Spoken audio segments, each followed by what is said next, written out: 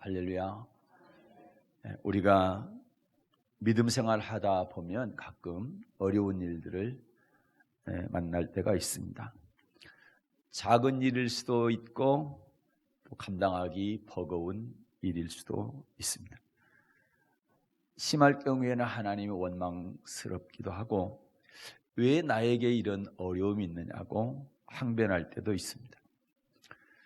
사도행전 3장에서 40년간 한 번도 걷지 못하던 장애인을 예수님의 이름으로 고쳐서 걷게 하고, 또 사도들이 예수가 너희들이 죽였지만 하나님께서 다시 살리셨다, 이런 증거를 하게 될 때에 당시 종교 권력자들이 너무 못마땅하고 자기들의 기득권과 또 위기의식을 느끼고 사도들을 잡아다가 신문을 하고 위협을 하고 협박을 하게 됩니다.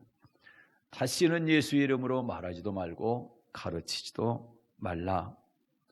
이들의 협박은 사도들에게 엄청난 도전이었고 큰 어려움이었습니다. 그러나 사도들은 종교 권력자들의 말을 들을 것인지 예수님의 말씀을 들을 것인지를 선택해야 할 그 순간에 담대하게 하나님의 말씀, 예수님의 말씀을 선택을 했습니다. 베드로와 요한이 말합니다. 하나님 앞에서 너희 말 듣는 것이 하나님의 말씀 듣는 것보다 옳은가 판단하라. 우리는 우리가 보고 들은 것을 말하지 않을 수 없다. 이 선택을 하는 순간 이들은 평생 어려움 속에, 고난 속에 위협과 또 생명의 위협을 받게 되는 그러한 길로 들어서게 됩니다. 이들이 이걸 선택한 이유는 딱 하나입니다. 이 땅에서 편안함과 안락함과 이 땅의 영광을 얻기보다 주님이 주시는 하늘의 상, 위에서 부르신 부름의 상을 받기 위한 것이었습니다. 종교 권력자들에게 잡혀갔다가 풀려 나왔습니다. 협박을 받고 위협을 당하고 풀려났지요. 이 사도들이 성도들에게 와서 자기들이 겪었던 일들을 보고하게 됩니다. 그 다음에 무엇을 하는가?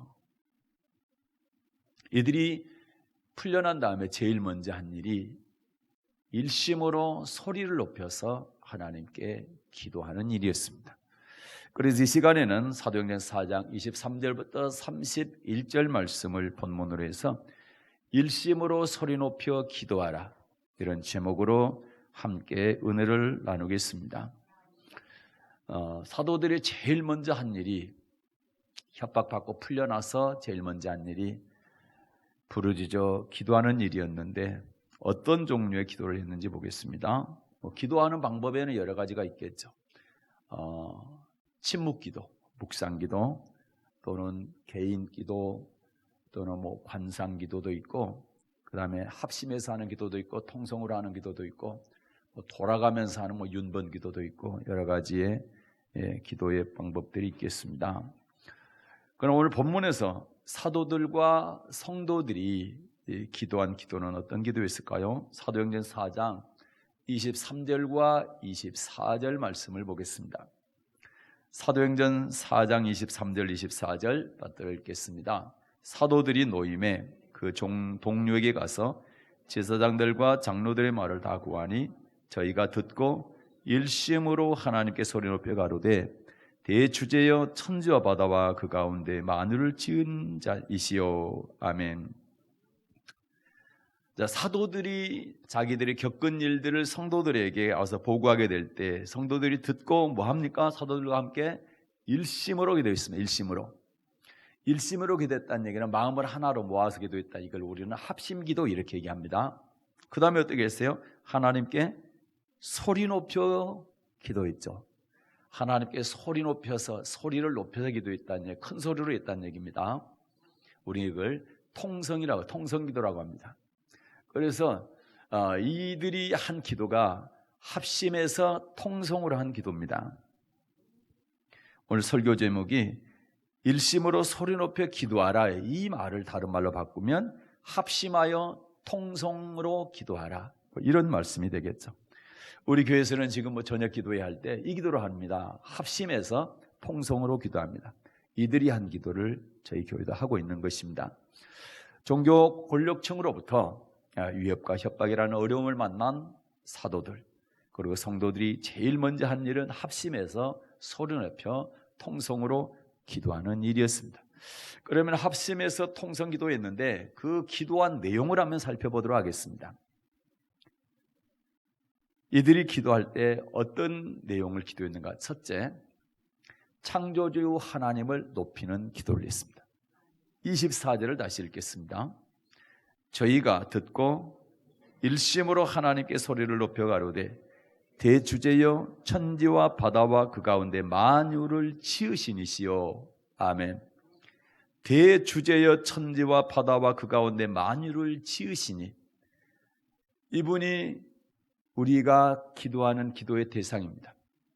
우리의 기도를 들으시고 기도를 응답하시는 대상이 바로 대주제. 대주제란 얘기는 주인이시란 얘기고 통치자란 얘기입니다. 이분은 천지와 바다와 그 가운데 만유, 만물을 말합니다. 만물, 모든 것들, 하나도 빠짐없이 모든 것들을 다 지으신 분이다. 창조주라는 겁니다. 그래서 우리가 항상 기도할 때, 대표 기도할 때도 그렇습니다. 제일 먼저 하는 기도가 뭡니까? 하나님의 영광을, 그분의 이름을 높여드리는 거죠. 그분께 영광 돌려드리는, 그분의 이름을 높여드리는 것. 창조주 하나님, 영광의 하나님, 주님의 이름을 높입니다. 이런 기도를 제일 먼저 시작할 때 하잖아요. 그런 것처럼 우리 사도들과 성도들이 제일 먼저 한 기도의 내용이 바로 대주제, 우리의 통치자 되시는 하나님, 천지와 바다와 만물을 지으신 창조주 하나님이시여, 그분을 찬송하고 그분께 영광을 먼저 돌려드렸습니다. 왜 하나님께서는 피조물을 창조하셨는가? 창조하신 목적이 뭐냐 할 때 피조물들을 통해서 찬양받기를 원하시는 거죠. 시편 95편입니다. 1절부터 6절을 보겠습니다. 시편 95편 1절부터 6절 받들어 읽겠습니다. 오라 우리가 여호와께 노래하며 우리 구원의 반석을 향하여 즐거이 부르자. 우리가 감사함으로 그 앞에 나아가며 시로 그를 향하여 즐거이 부르자. 대저 여호와는 크신 하나님이시오 모든 신 위에 크신 왕이시로다. 땅의 깊은 곳이 그 위에 있으며 산들의 높은 곳도 그의 것이로다. 바다가 그의 것이라 그가 만드셨고 육지도 그의 손이 지으셨도다. 오라 우리가 굽히어 경배하며 우리를 지으신 여호와 앞에 무릎을 꿇자. 시편 기자가 지금 뭐라고 고백합니까? 우리를 지으신 창조주 하나님, 땅의 깊은 곳이 그 위에 것, 산들의 높은 곳도 그의 것이고 바다가 그의 것이고 그가 만드셨고 육지도 그의 손이 지으셨다.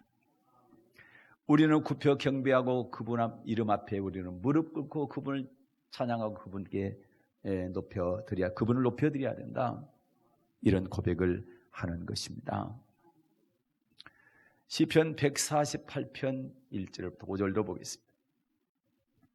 시편 148편 1절부터 5절 받들어 읽습니다. 할렐루야.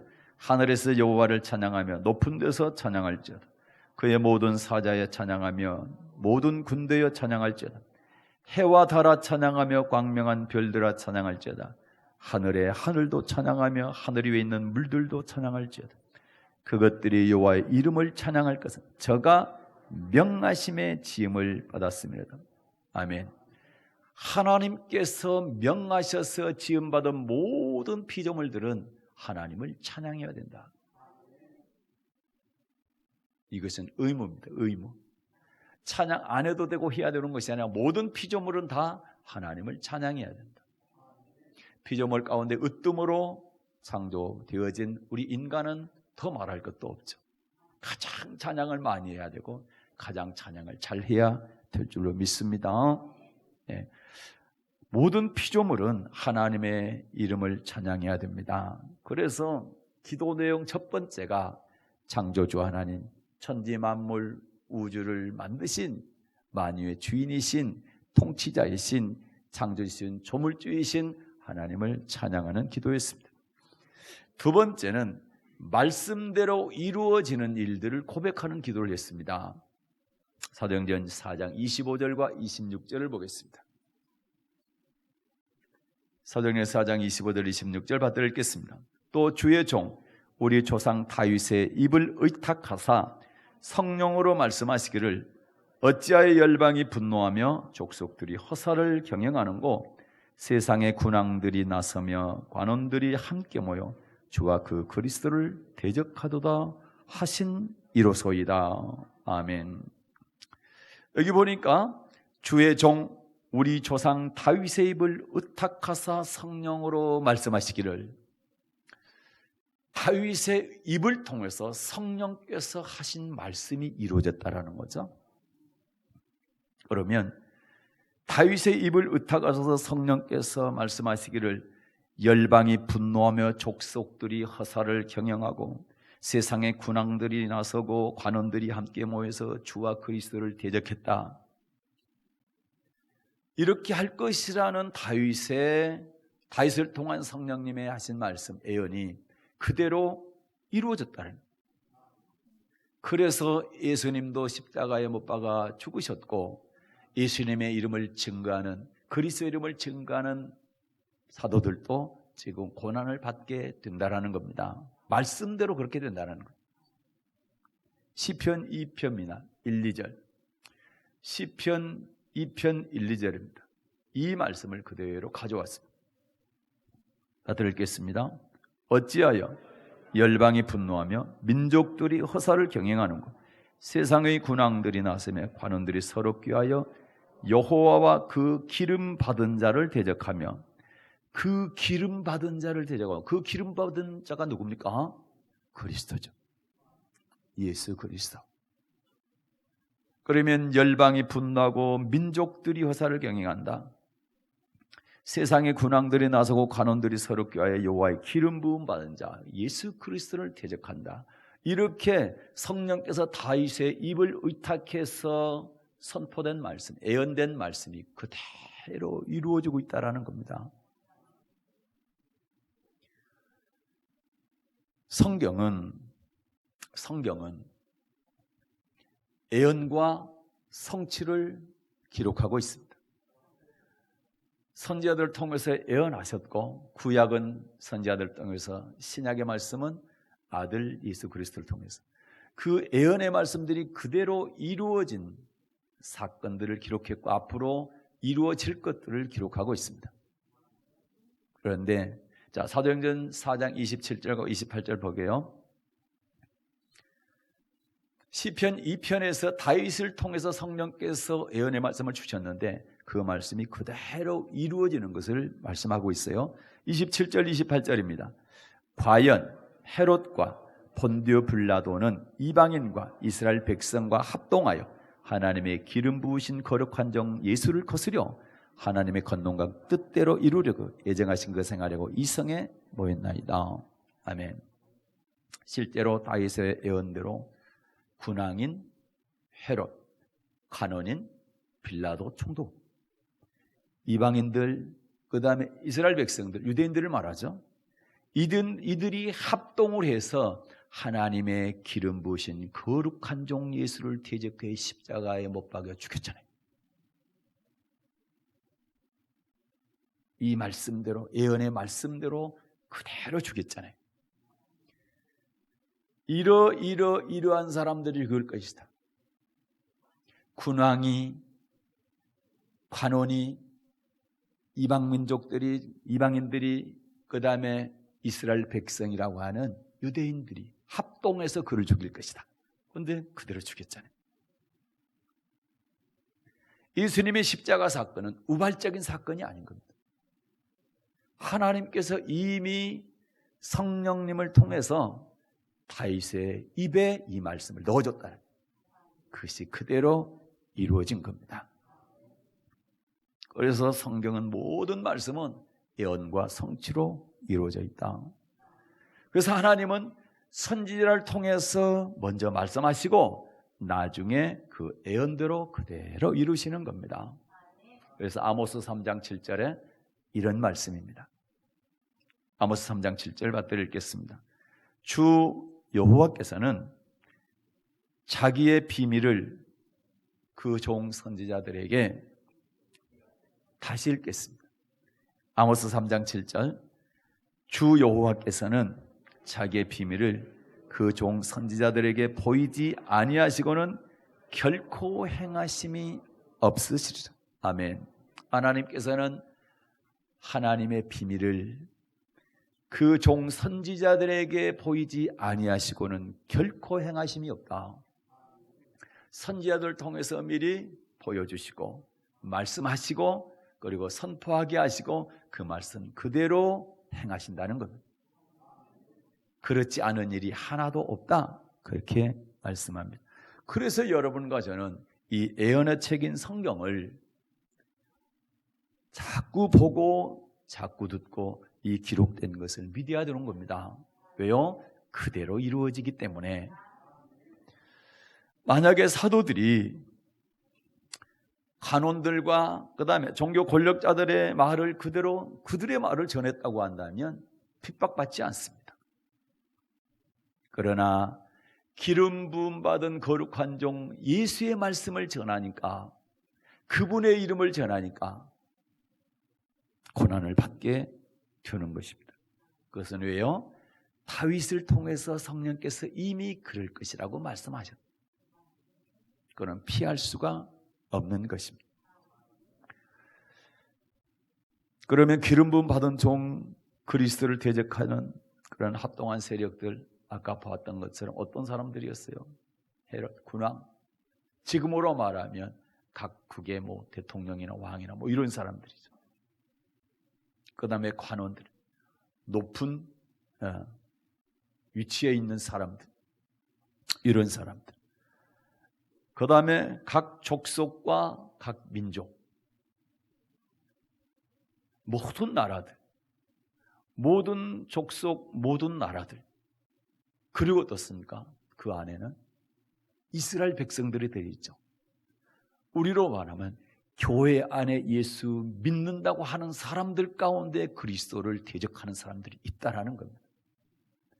얼마나 사실적입니까? 옛날만 그랬습니까? 지금 이 시대는 안 그렇습니까? 지금 이 시대에 똑같지 않습니까? 모든 사상들,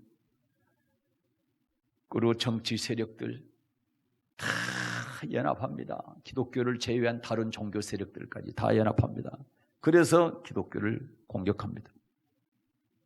그 안에는 이스라엘 백성들, 다시 말해서 예수를 믿는다고 하는 사람들 가운데 가짜로 믿는 사람들이 교회 안에 섞여 있어서 그들이 저들과 연합해서 공격하는 것입니다.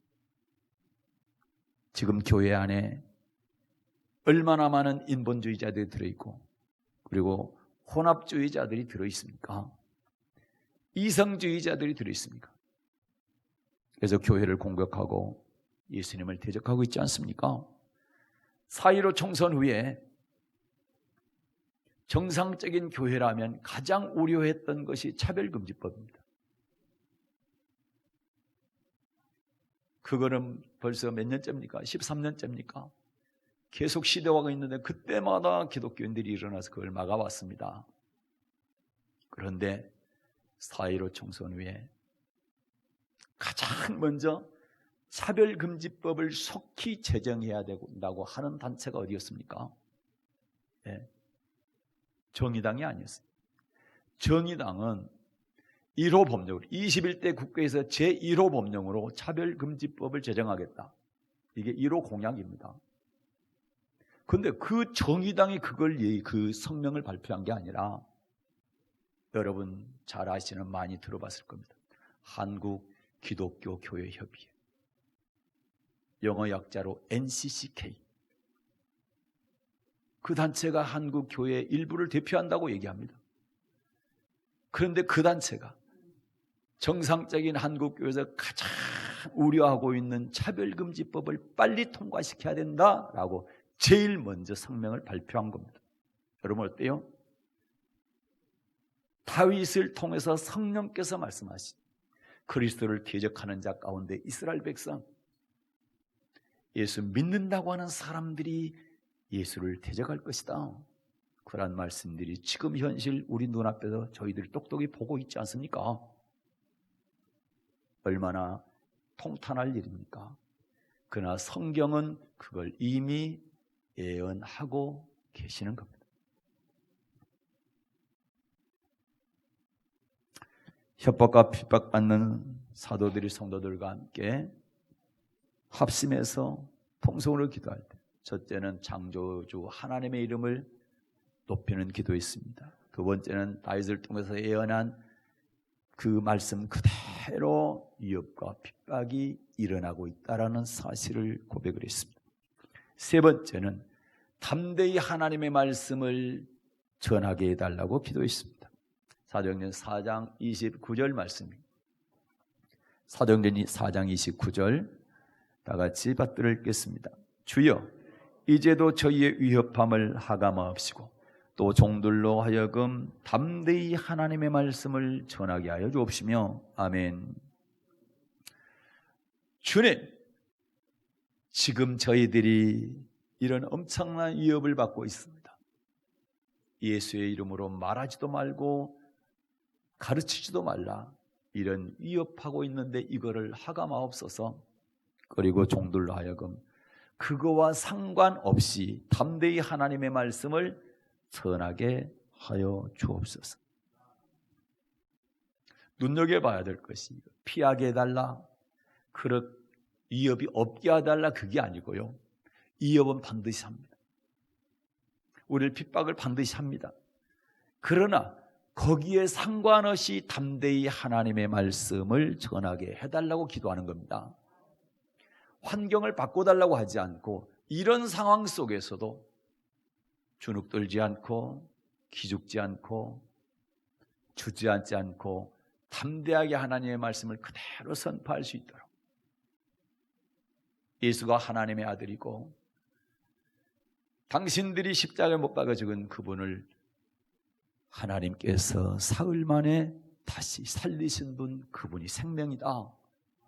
이걸 전하는 것을 멈추지 않고 담대하게 할 수 있도록 해달라고 기도한 겁니다.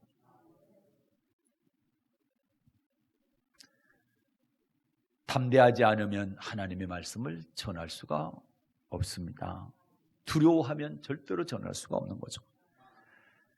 하나님의 말씀을 정확하게 전하면, 말씀 그대로 전하면 구약의 선지자들처럼, 예수님처럼, 사도들처럼 핍박받고 생명의 위협을 받습니다.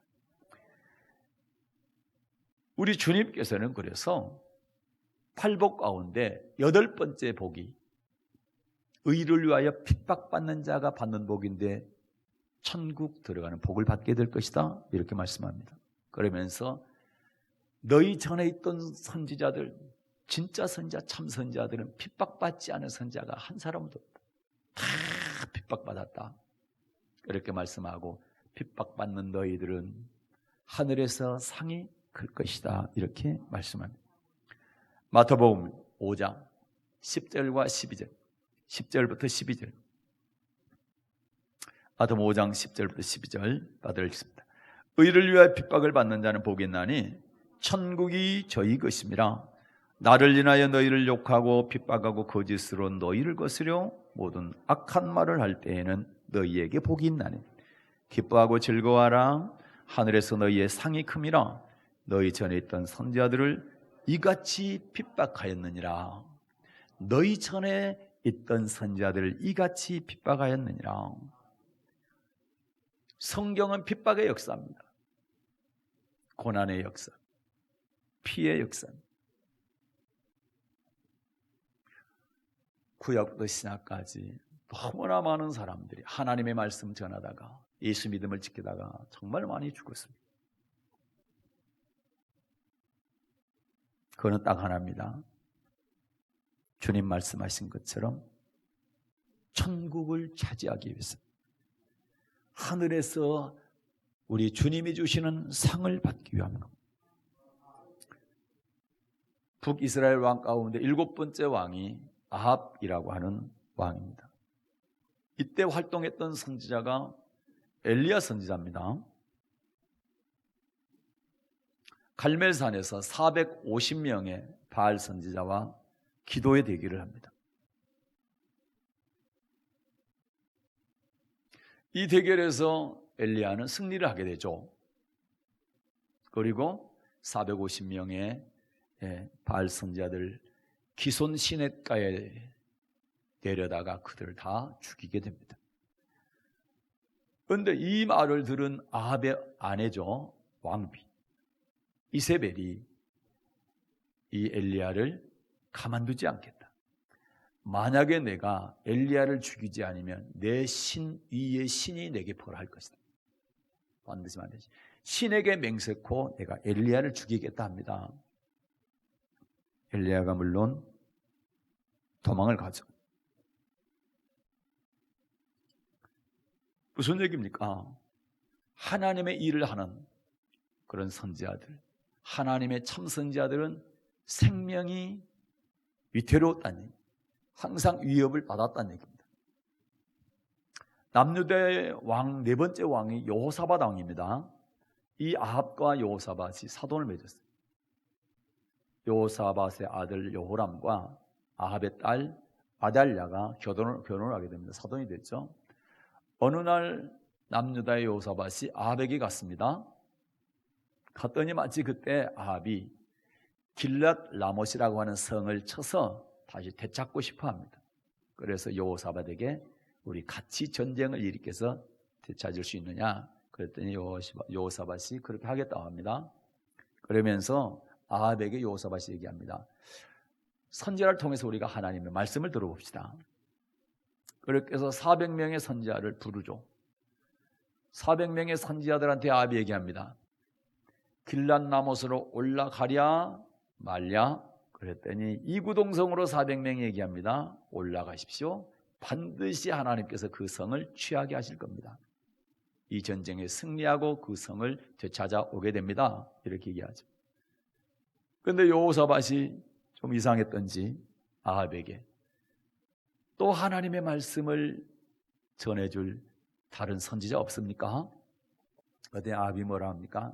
한 사람이 있기는 있는데 이 사람은 나한테 좋은 예언은 하나도 안 해주고 항상 나쁜 예언, 흉한 예언만 합니다. 그래서 내가 그를 미워합니다. 그래서 그게 안 불렀습니다.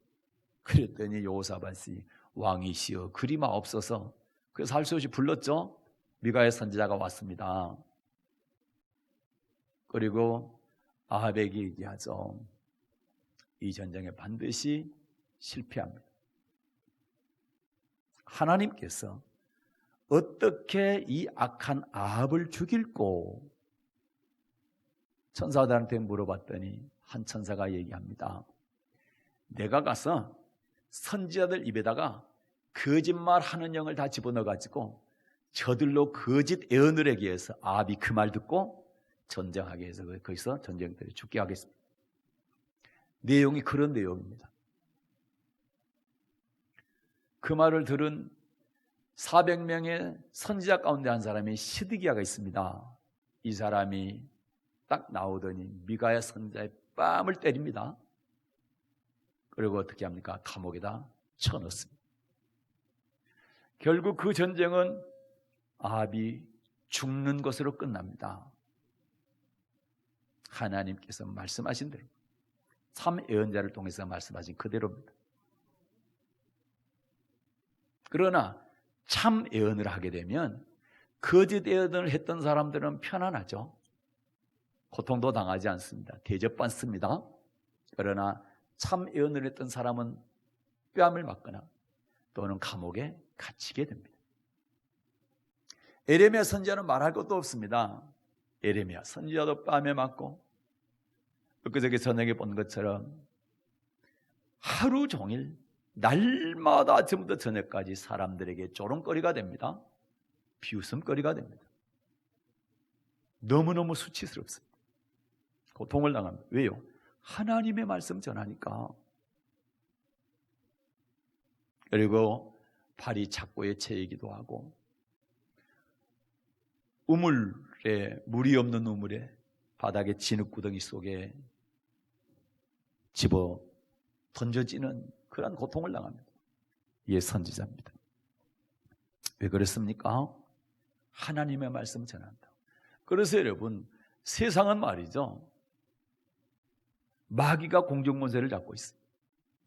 온통 하나님을 대적하는 세력들이 우겨싸고 있어요. 그래서 신앙생활 한다 하는 것이 그렇게 순탄하고 평탄치만은 않습니다. 항상 어려움이 따르는 겁니다. 신앙생활을 대충 하고 적당히 하게 되면 그렇지 않습니다.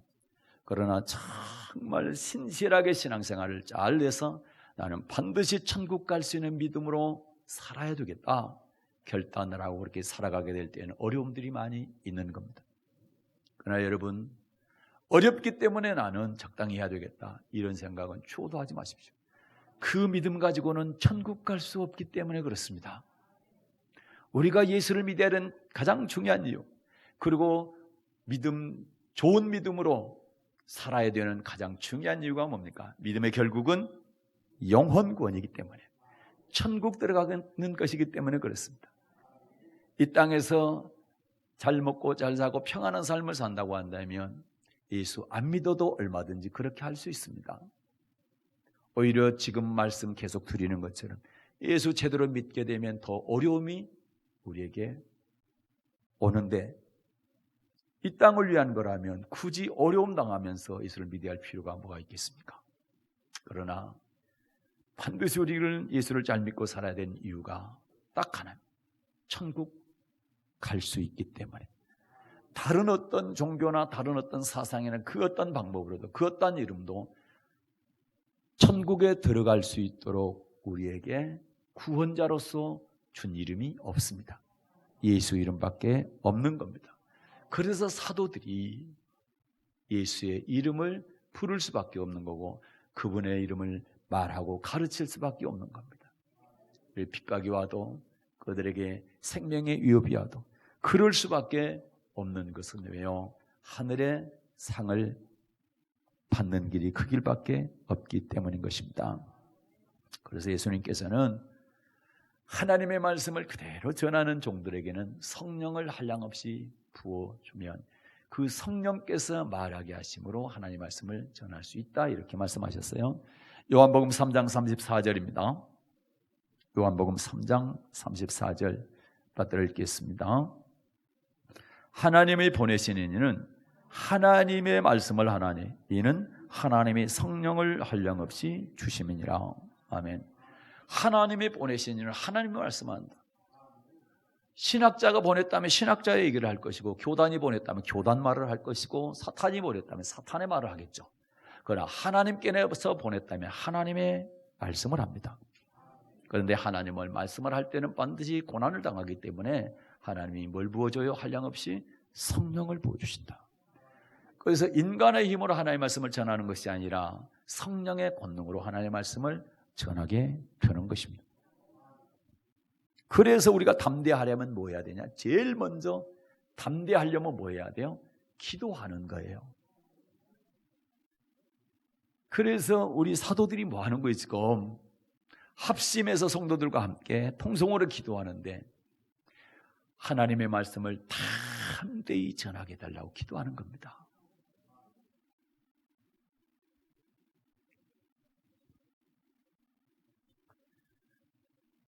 어려움을 만나서 사도들과 성도들이 기도한 내용, 첫째는 천지 만물 우주를 지으신 하나님의 이름을 찬양하고 높였습니다.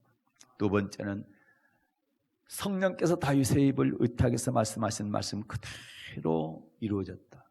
예수님의 죽으심도, 그리고 사도들이 예수 이름을 말하게 될 때 고난받는 것도 다 성경대로 하나님께서 말씀하신 대로 이루어진다, 이렇게 말씀하고 있고요.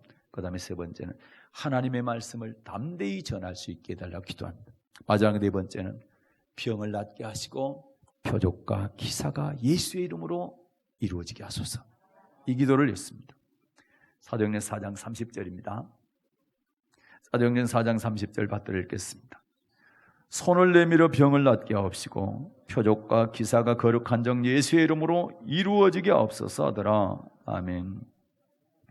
구약의 선지자들도 그렇고 예수님도 그렇고 사도들도 그렇고 사역 초기에 어떻습니까? 기적이 굉장히 많이 나타나죠. 엘리야 같은 또 엘리사 같은 이런 선지자들 엄청난 기적들이 나타나죠. 모세는 뭐 말할 것도, 모세는 이스라엘 백성들 이끌어올 때 10가지의 대표적인 그런 큰 기적들이 일어났죠. 예. 이렇게 기적을 하나님께서 나타내 주는 이유가 있어요. 그건 뭡니까? 기적이 안 나타나면 하나님을 안 믿기 때문에 그래요. 사람이 할 수 없는 기적과 표적을 보여주게 될 때 바로 전능자 하나님이 정말 살아계시구나, 이걸 믿기 때문에 그렇습니다. 출애굽기 4장 29절부터 31절 볼까요? 출애굽기 4장 29절부터 31절. 모세와 아론이 가서 이스라엘 자손의 모든 장로를 모으고 아론이 여호와께서 모세에게 명하신 모든 말씀을 전하고 백성 앞에서 뭘 행하니요? 이적을 행하니. 백성이 뭐 하며요? 믿음에 여호와께서 이스라엘 자손을 돌아보시고 고난을 감찰하셨다함을 듣고 머리 숙여 경배하니라. 뭘 보여주니까 믿는 겁니까? 모세가 가서 아무리 내가 하나님께서 보냈다 해도 안 믿어요. 뭘 보여주니까? 이적을 보여주니까, 표적을 보여주니까 믿더라 이 말입니다.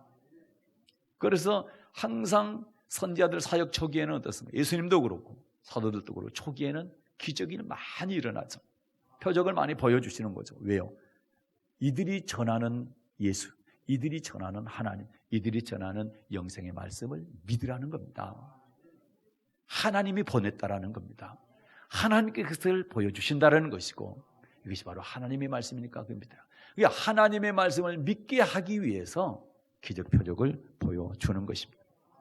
출애굽기 10장 1, 2절도 보겠습니다. 출애굽기 10장 1, 2절도 볼게요.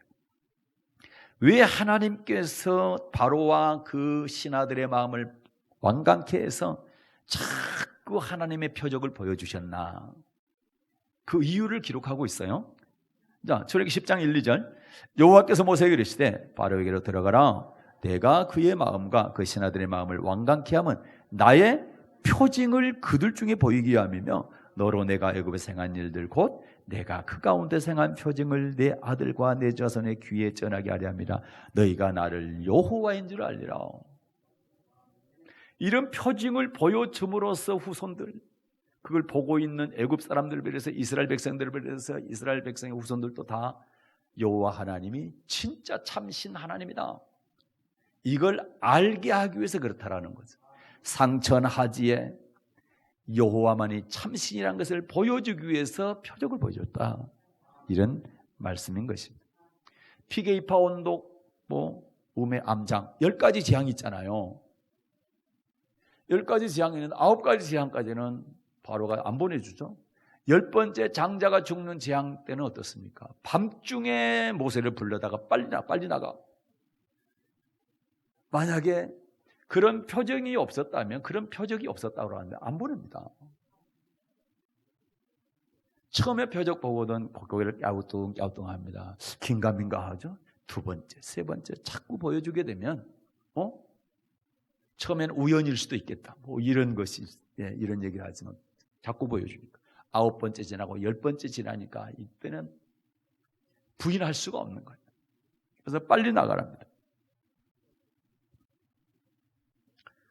갈멜산에서 아까 450명의 바알 선지자들과 대결할 때 하늘에서 불이 내려왔습니다. 엘리야가 기도할 때. 그래서 제단을 다 태우게 됩니다.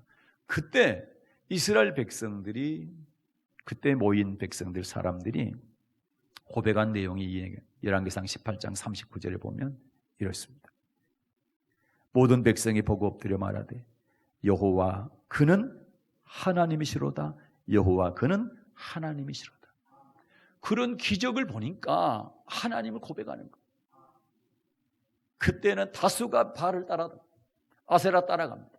그러다가 바알 선지자들이 아침부터 저녁 소재 드릴 때까지 아무리 기도하고 아무리 부르짖어도 기적이 안 일어나죠. 표적이 안 일어나죠. 그들의 기도가 응답이 없죠. 그러나 엘리야는 바로 기도하자마자 하늘에서 불이 내려서 제단에 다 젖어 있는 그런 재물들을 다 불로 태우잖아요. 돌까지 흙까지 도랑의 물까지 다 핥았다 이렇게 돼 있거든. 그걸 보고 여호와 하나님을 하나님이 여호와는 하나님이십니다 이렇게 고백하는 거예요. 예수님도 수없이 많은 기적과 표적을 보여주셨죠. 그 보여줄 때마다 사람들이 예수를 그때그때 믿게 됩니다. 많이 있지만 예수님께서 죽은 지 나흘 된 그런 나사로죠. 그런 사람을 살릴 때 기도하는 장면이 나와요. 그때 왜 죽은 자를 살리는 그런 기적을 보여주는가 하는 그런 의도를 말씀하고 계세요. 거기 보겠습니다. 자, 요한복음입니다. 11장 41절부터 42절까지. 요한복음 11장 41절 42절 받들어 읽겠습니다. 돌을 옮겨 놓으니 예수께서 눈을 들어 우러러보시고 알았세. 아버지여 내 말을 들으신 것을 감사하나이다. 항상 내 말을 들으시는 줄을 내가 알았나이다. 그러나 이 말씀을 하옵는 것은 둘러선 무리를 위함이니 곧 아버지께서 나를 보내신 것을 저희로 믿게 하려 합니다. 자, 그 현장에 수많은 사람들이 둘러서 있습니다. 도대체 저 예수라고 하는 사람이 뭐 하는가 보자. 무덤에 돌을 굴려들어 돌을 옮기라 합니다. 무덤 문을 연다 이 말이죠. 우리처럼 흙에다 묻는 게 아니라 굴에다 묻고 굴 입구를 큰 돌로 막아 놓잖아요. 자, 돌을 옮겨 놓으라. 그러면서 나사로가 나오라 하잖아요. 그런데 기도할 때 아버지께 기도할 때 뭡니까? 둘러선 무리를 위해서 제가 기도합니다. 아버지, 곧 아버지께서 나를 보내신 것을 저희로 믿게 하려 함입니다. 사람들은 예수가 하나님의 아들, 하나님께 보낸 하나님의 아들이라고 안 믿기 때문에 죽은 자를 살리게 되면 어떻습니까? 그때 보고 믿는다라는 거죠. 그래서 기적과 표적이 필요한 거예요. 요한복음 20장 30절과 31절 보겠습니다. 요한복음 20장 30절 31절. 예수께서 제자들 앞에서 책에 기록되지 아니한 다른 표적도 많이 행하셨으나 오직 이것을 기록하면 너희로 예수께서 하나님의 아들 그리스도이심을 믿게 하려 하며 또 너희로 믿고 그 이름을 힘입어 생명을 얻게 하려 합니다. 아멘. 1차적인 목적은 뭡니까? 기적을 통해서 예수가 하나님의 아들이라는 사실을 믿게 하게 하는 것이고, 그 다음에는 뭐예요? 그 예수가 전한 말씀이 생명의 말씀인 것을 믿고 그 말씀 믿고 천국 가라는 거예요.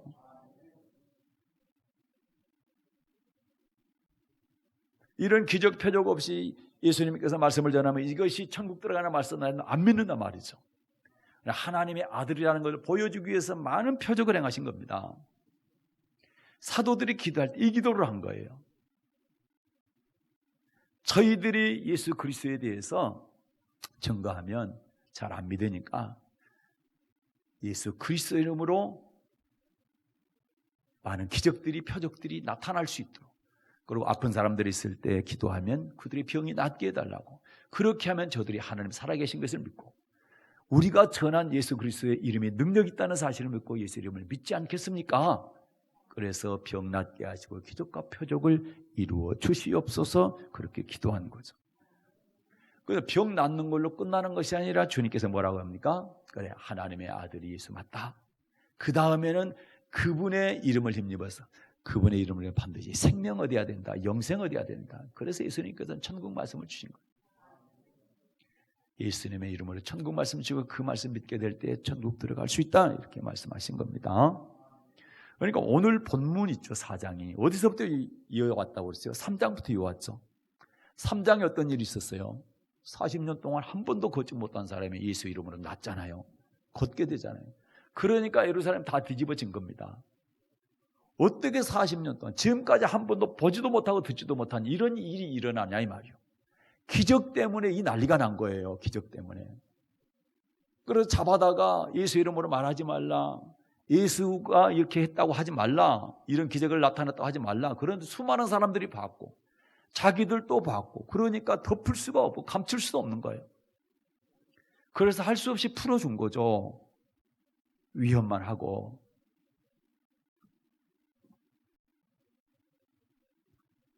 성경 한 군데 더 볼게요. 마가복음 16장 20절입니다. 그래서 예수님께서 이렇게 말씀하신 거예요. 실제로 이제 제자들이 나가서 예수님 하늘로 올라가신 다음에, 승천한 다음에 나가서 복음을 전합니다. 그런데 어떻게 합니까? 주님께서 함께 역사합니다. 제자들이 복음 전하는 그 전도 현장에 주님이 함께 역사해서 뭘 보여주냐? 표적을 보여줍니다. 표적을 보여주니까 표적을 보고 사람들이, 사도들이 전하는 그 말씀을 믿더라는 거죠. 그 표적이 말씀을 전하는데 확실한 증거가 되더라 이 말입니다. 그래서 병이 낫게 하시고 표적과 기사를 보여달라고 기도하는 겁니다. 마가복음 16장 20절 받들어 읽겠습니다. 제자들이 나가 두루 전파할세 주께서 함께 역사하사 그 따르는 표적으로 말씀을 확실히 증가하시니라. 아멘. 표적이 왜 필요하냐? 천국 말씀을 전하는데 그 말씀을 안 믿으니까 표적을 보고 그 말씀 믿으라는 겁니다. 자, 이 네 가지 기도를 했어요. 그랬더니 하나님께서 응답하시죠. 자, 이 말씀 보고 마치겠습니다. 자, 사도행전 4장 31절 이렇게 응답하셨어요. 사도들과 성도들이 합심해서 통성기도하게 될 때에 네 가지 기도 제목을 올려드릴 때 이렇게 응답했습니다. 사도행전 4장 31절 빌기를 낳으며 모인 곳이 진동하더니 무리가 다 성령이 충만하여 담대히 하나님의 말씀을 전하니라. 아멘. 빌기를 낳으며 기도가 끝났습니다. 그때니 모인 곳이 진동했다. 지진이 일어났어. 지진이. 빌립보 감옥에서도 지진이 일어났죠. 옥토가 흔들렸잖아요. 지진이 일어났어요. 이건 사실입니다. 사실. 예. 우리 교회도 한번 이런 일이 일어났으면 좋겠어요. 우리가 기도할 때 지진이 한번, 해난만 일어날 것이 아니고 우리도 진짜로 그냥 일어난 것이 아니라 기도할 때 무리가 다 성령이 충만하여 담대히 하나님 말씀 전하냐. 기도 끝나고 그 다음에 성령이 충만해서 하나님의 말씀을 담대히 전하게 되죠. 그리고 이후로 보게 되면 베드로가 지나가면요 그림자만 덮여도 병자가 낫습니다. 이런 놀라운 일들이, 희한한 일들이 일어납니다. 이게 뭐합니까? 예수 믿게 하게 하고, 이들이 전하는 예수가 하나님이다, 이걸 믿게 하기 위해서, 이들이 전하는 하나님의 말씀이 천국 들어가는 말씀이다, 이걸 믿게 하기 위해서. 말씀 정리하고 마칩니다. 협박받은 사도들이 풀려났습니다. 그때 성도들과 함께 제일 먼저 한 일이 뭡니까? 합심해서 기도하는 일이었습니다. 그 통성으로 기도한 내용을 보니까 천지 만물 우주를 창조하신 창조주 하나님께 그분의 이름을 높여드렸습니다. 그리고 이런 예수님의 십자가 죽음과 자기들이 예수의 이름을 증거하게 될 때 고난받는 것은 다 성령께서 미리 다윗의 입을 의탁해서 선포하신 말씀, 예언된 말씀 그대로 이루어진 것이다.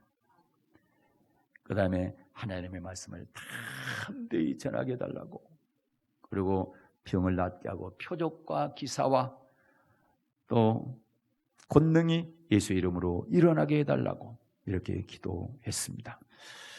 사랑하는 여러분, 우리도 이렇게 기도해야 될 줄로 믿습니다. 우리에게 국가적 위기나 교회적 위기나 또는 개인적으로 사회적으로 어떤 위기가 올 때, 신앙생활의 위기가 올 때 여러분 두려워하지 마십시오. 사도들처럼, 그리고 성도들처럼, 사도들 같이 기도했던 그 성도들처럼 우리도 합심해서 부르짖어 기도할 수 있기를 바랍니다. 그렇게 하게 될 때 땅이 진동하고 성령 충만하게 되어서 하나님의 말씀도 증거되어지고 우리의 두려움도 사라지고 놀란 하나님의 축복이 임하게 될 줄로 믿습니다. 오늘은 하나님 아버지